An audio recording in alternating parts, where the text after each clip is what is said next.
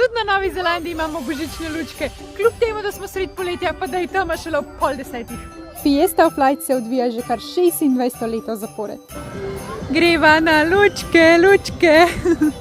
Ob 9 zvečer še vedno ni bila tam. Ker dan je še no, come on.